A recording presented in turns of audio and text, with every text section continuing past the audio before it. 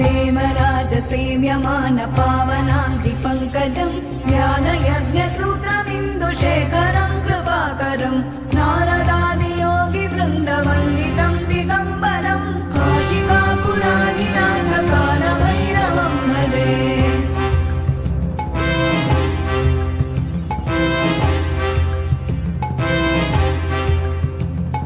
भानुकोटिभास्वरं भवाब्धितारकं परं नीलकण्ठमीप्सितार्थदायकं त्रिलोचनं कालकालमम्बुजाक्षमक्षशूलमक्षरं काशिकापुराधिनाथकालभैरवं भजे।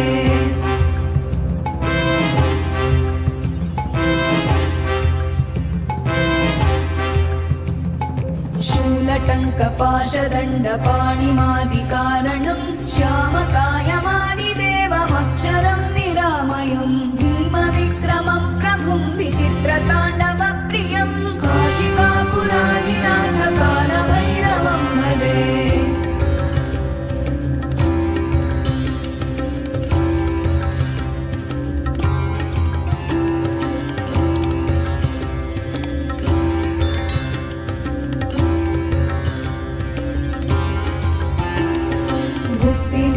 दायकं प्रशस्तचारुविग्रहं भक्तवत्सलं स्थितं समस्तलोकविग्रहं विनिक्मणं मनोज्ञहेम किङ्किणीलसत्कटिं काशिकापुराधिनाथकालभैरवं भजे।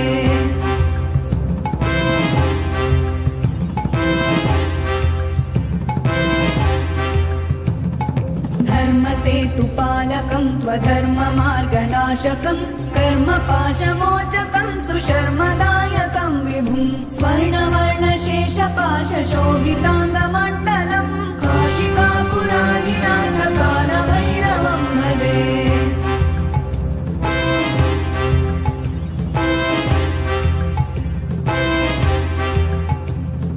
रत्नपादुकाप्रभाभिरामपादयुग्मकं नित्यमद्वितीयमिष्टदैवतं निरञ्जनं मृत्युदर्पनाशनं करालदंशमोक्षणं काशिकापुराधिनाथकालभैरवं भजे।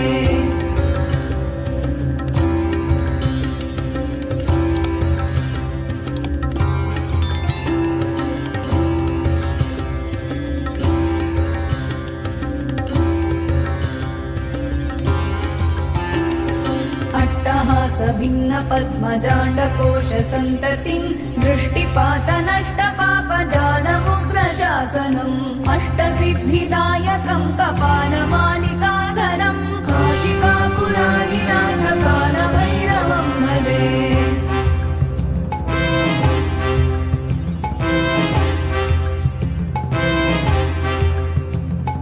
भूतसङ्घनायकं विशालकीर्तिदायकं काशीवासलोकपुण्यपापशोधकं विभुं नीतिमार्गकोविदं पुरातनं जगत्पतिं काशिकापुराधिनाथकालभैरवं भजे।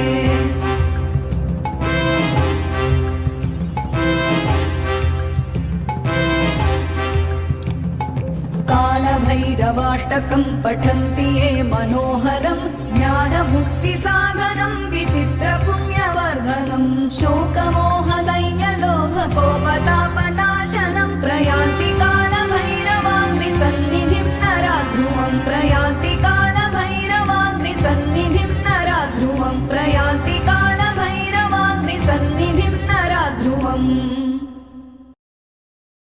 देवराजसेव्यमान पावनाङ्घ्रिपङ्कजं ज्ञानयज्ञ